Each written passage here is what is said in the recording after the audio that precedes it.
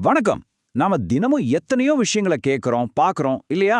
ஆனா ஒரு நிமிஷம் யோசிச்சு பாருங்களேன். இதுல உண்மையிலேயே நாம எவ்வளவு விஷயங்களை கவனிக்கிறோம்? ஒருவேளை உண்மையான ஞானம் அப்படிங்கிறது பேசுறதுல இல்ல, நல்லா கேட்கறதுல தான் இருக்கோ? வாங்க, கிட்டத்தட்ட 2000 வருஷத்துக்கு முன்னாடி எழுதப்பட்ட நம்ம திருக்குறள் இந்த கேள்விக்கு என்ன ஒரு ஆழமான பதில சொல்லுதுன்னு இன்னைக்கு பார்க்கலாம். சரி, உங்ககிட்ட ஒரு கேள்வி. ஒரு மனுஷன்கிட்ட இருக்கக்கூடிய மிகப்பெரிய செல்வம் எதுன்னு நீங்க நினைக்கிறீங்க? தங்கமா, இல்ல பெரிய பங்களாவா, பேங்க் பேலன்ஸா? உங்க மனசுல இது மாதிரி நிறைய பதில்கள் ஓடலாம். ஆனா திருவள்ளுவர் சொல்ற பதில் அது உங்களை நிச்சயமா ஆச்சரியப்படுத்த போகுது. முதல்ல செல்வம்னா என்னங்கிற நம்மளோட மொத்த பார்வையுமே திருவள்ளுவர் அப்படியே தலைகீழா மாற்றாரு. பாருங்க, நாம வாழற இந்த உலகத்துல எல்லாருமே பொருள் பணம்னு ஓடிட்டு இருக்கோம். ஆனா இது எல்லாத்தையும் விட மேலான உண்மையான ஒரு செல்வம் இருக்குன்னு அவர் சொல்றாரு. அது என்னன்னு பாப்போமா? இதோ பாருங்க, அந்த புரட்சிகரமான கருத்து இதுதான்.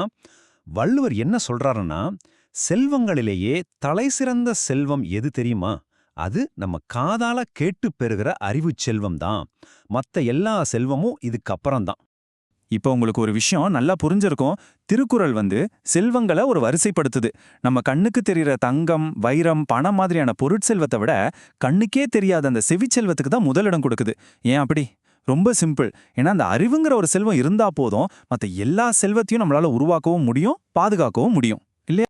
சரி, இந்த செவிச்செல்வம் ஏன் இவ்ளோ முக்கியம்? இதுக்கு வள்ளுவர் சும்மா ஒரு விளக்கத்தோட நிறுத்திக்கல. நம்ம உயிருக்கே ஆதாரமான ஒரு விஷயத்தோட ஒப்பிட்டு இதோட முக்கியத்துவத்தை நம்ம மனசுல ஆணி அடிச்ச மாதிரி பதிய வைக்கிறார்.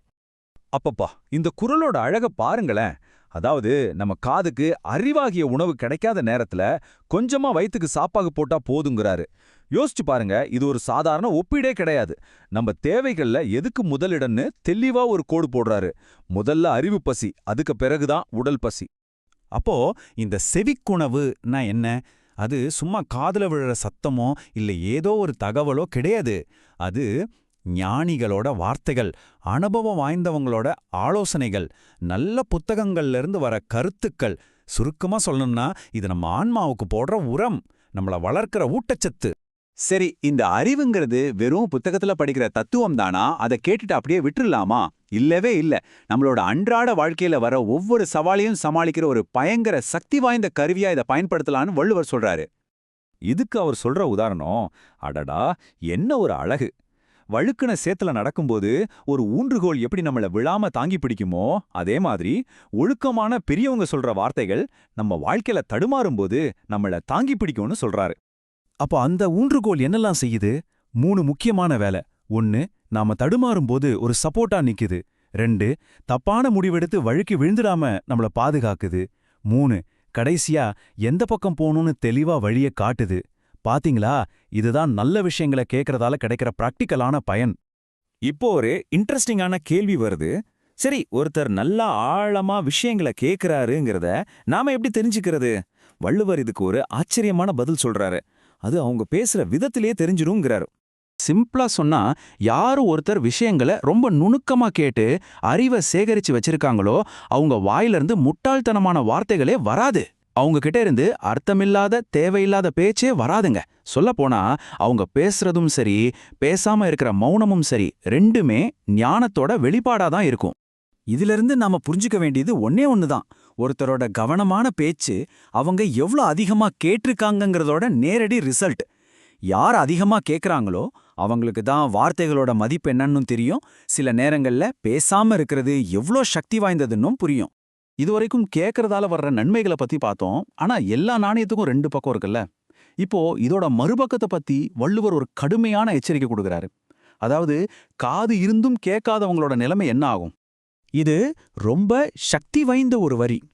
நுட்பமான அறிவுரைகளை கேட்கிற பழக்கமே இல்லாதவங்க பணிவான வார்த்தைகளை பேசுறது ரொம்ப கஷ்டம்னு சொல்றாரு வள்ளுவர். இதோட அர்த்தம் என்ன? உண்மையான கல்வி, உண்மையான கேள்வி ஞானம் நம்ம கிட்ட பணிவு கொண்டு வரும். ஆனா கேட்கவே மறுக்கிறவங்க பேச்சுல ஆணவம் தான் எட்டி பார்க்கும். வள்ளுவரோட கோபம் இந்த இடத்துல உச்சக்கட்டத்துக்கே போகுது. அவர் என்ன கேட்கிறாருன்னா, காதால கேட்டு பெறுகிற அறிவுச் சுவையை உணராம வெறும் நாக்குச் சுவையை மட்டுமே முக்கியமா நினைக்கிற மனுஷங்க வாழ்ந்தா என்ன செத்தா என்னன்னு ரொம்ப கடுமையா கேட்கிறாரு. இதுல இருந்தே தெரிஞ்சுக்கலாம் கேட்டு கத்துக்கிற வாழ்க்கைக்கு அவர் எவ்வளவு பெரிய மதிப்பு கொடுக்கறாருன்னு. பாருங்க, 2000 வருஷம் பழமையான இந்த ஞானம் இன்னைக்கு நம்மளோட நவீன உலகத்துக்கு எவ்வளோ பொருத்தமா இருக்கு. சோஷியல் மீடியா, செய்திகள்னு நம்மள சுத்தி ஒரு பெரிய இரைச்சல் கடல் இருக்கு. இந்த கவனச்சிதறல்கள் நிறைஞ்ச காலத்துல நாம எதை கேட்கறோங்கிறது தான் நம்ம வாழ்க்கையோட தரத்தையே தீர்மானிக்குது. அதனால இந்த கேள்வி நீங்களே உங்களுக்கு கேட்டு பாருங்க. இவ்ளோ சத்தம் நிறைஞ்ச இந்த உலகத்துல உங்க காதுகளுக்கு நீங்க உண்மையிலேயே என்ன உணவு கொடுத்துட்டு இருக்கீங்க? ஒரு நிமிஷம் சிந்திச்சு பாருங்க.